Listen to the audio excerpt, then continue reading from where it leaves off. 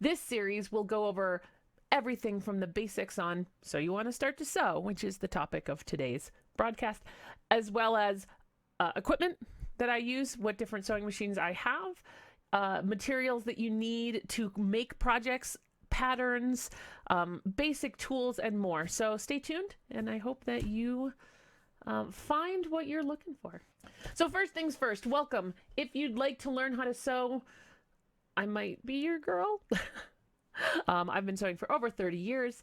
I don't consider myself a master sewist, seamstress, regardless, but at the same time, I feel like I know what I'm talking about, so let's begin. There's a link down below that outlines my recommendations for sewing machines, everything from affordable beginner machines all the way up to a little bit more pricey models, but they are all beginning models. I do recommend that if you're able, that you spend a little bit more on a sewing machine than you might think you need to.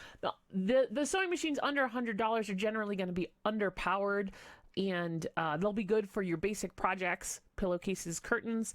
If you want to do anything more, you might need more stitches or a little bit more power. So spending a little bit more money up front is going to benefit you in the long run. The good thing about machines is that most of them are resellable. So even if you do spend that extra $50 on a machine, most likely you'll recoup at least a decent portion of it if you have to sell it and you decide that sewing's not for you. The second thing that you should do when you're learning how to sew is figure out what you'd like your first project to be. For a lot of people, it's something as simple as a pair of curtains or a pillowcase. Some people, like me, like to start at the top of the mountain. Whatever you do, make sure the pattern that you get is from a reputable seller. And by a reputable seller, I mean someone who has good ratings. It doesn't have to be your big names, but someone who has good ratings, good feedback, so that you know that the pattern that you're going to follow is going to be one that is for you. My recommendations are things like Patterns for Pirates. They are a great organization. I am an affiliate, FYI. They have some really simple patterns, and some of them are free, so it's a really great place to start. Also, if you want to start on something even a little bit more simpler than a pair of leggings or a t-shirt, you can go and really Google how to make a pillowcase.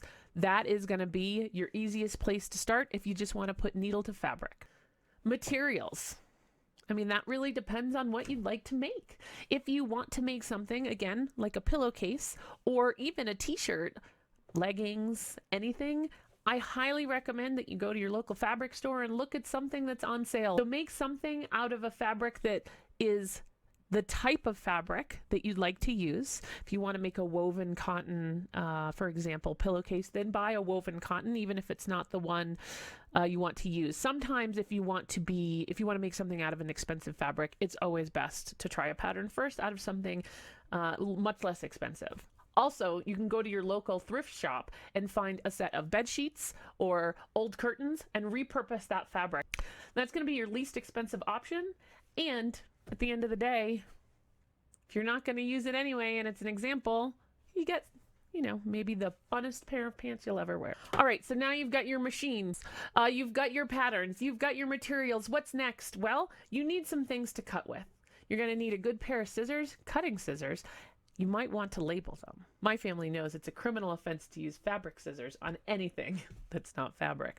You need a good pair of scissors. It's always a good idea to get some backup needles for your machine if they didn't come with it. And you'll need a good cutting mat. I have some links to some really great materials down below, and they will give you a good start. So I've included required materials for cutting, as well as some optional fun things that might make everything a little bit easier for you, both in the short term and in the long term, as you grow as a sewer. After that, it's really about opening up your machine, getting a little acclimated to it, opening up your pattern, reviewing it, making sure you understand and have all of the pieces that it's asked you to purchase prior to beginning your project.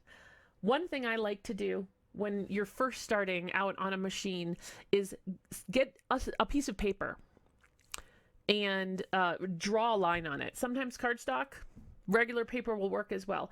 And I practice making a straight line, because sometimes your speed is off, your tension is off on your new machine.